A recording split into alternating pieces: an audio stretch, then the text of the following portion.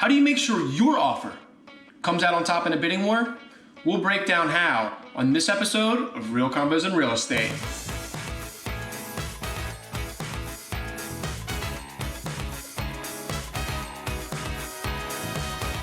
What is up, everybody? This is Mark McGuire. Welcome back to another episode of Real Combos in Real Estate.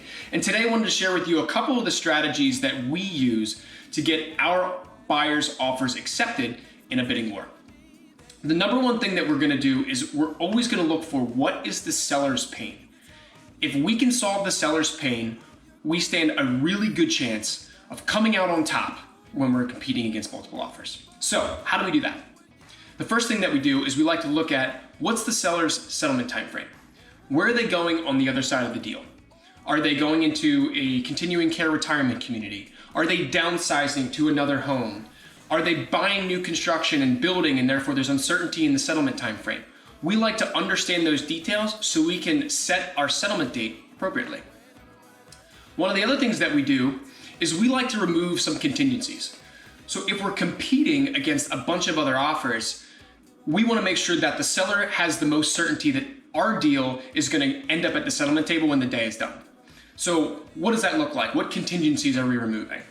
We're going to remove our home inspection contingency. We may remove our radon or termite contingencies. We might even remove our appraisal contingency.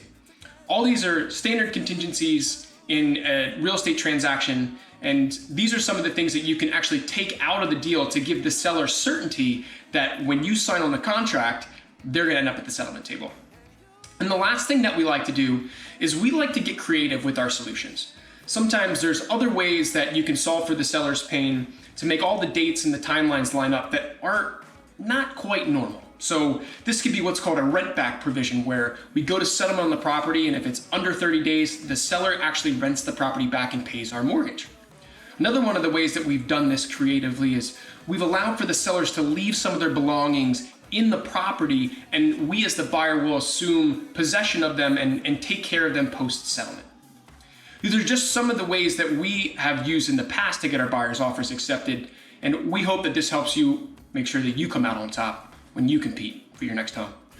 This is Mark McGuire with Real Combos in Real Estate.